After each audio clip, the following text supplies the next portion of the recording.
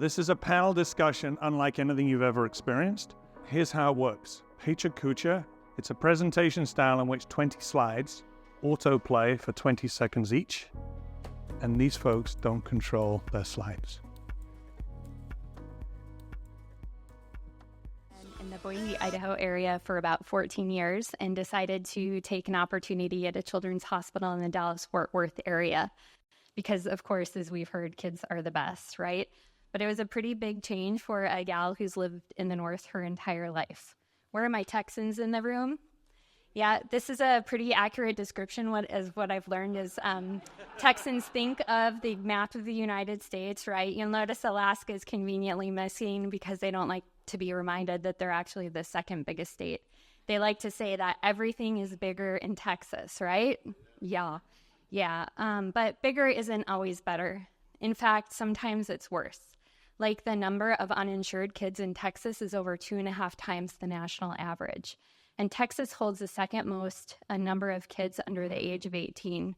So it's really not an acceptable problem for us to have.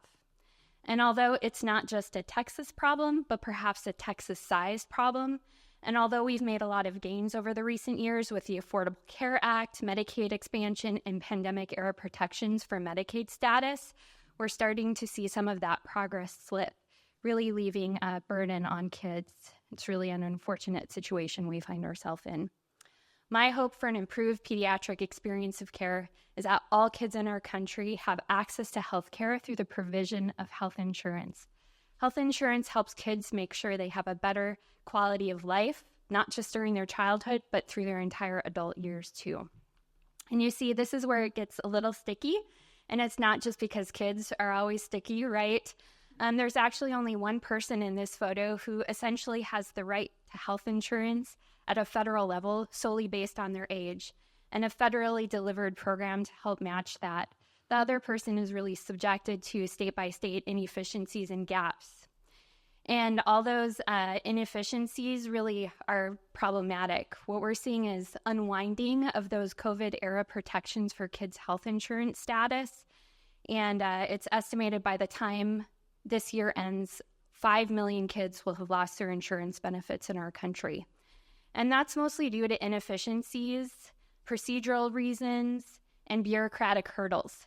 It's not that these kids weren't eligible, it's that for some reason or another, that renewal process didn't make it to them. And of course, our families that are most vulnerable are at the greatest risk for their gaps in health insurance to occur. And you might ask yourself, is this a Medicaid expansion problem? I would say yes and no. If we look at the states across our country that have the highest rates of uninsured kids, it's a mix.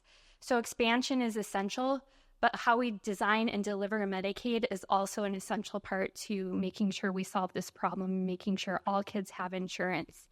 All these inefficiencies, gaps, unwinding, all those fancy words are just code talk for our inability to make good policies based on evidence that kids do better when they have stable access to health care through health insurance. We really need to get this right for them.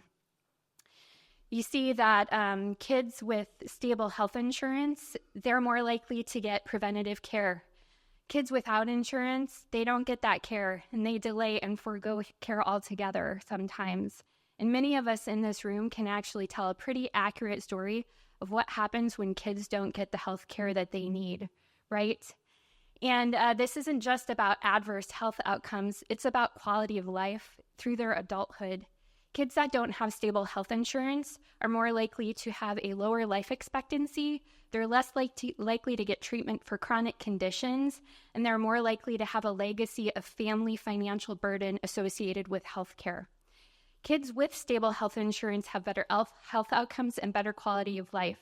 They're more likely to graduate from high school, attend college, and they tend to be higher wage earners throughout their lifetime.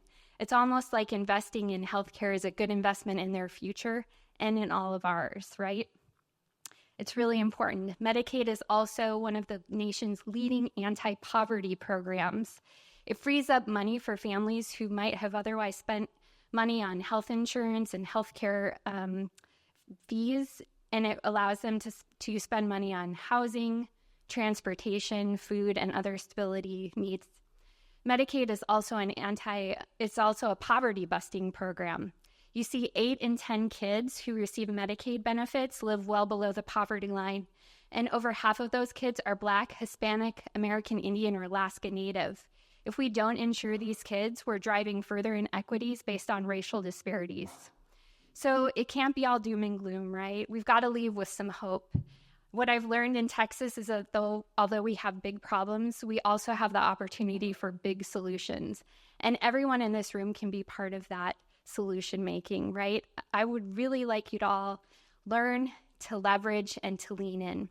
Learn. Go to the Georgetown Children's Health Report Card website.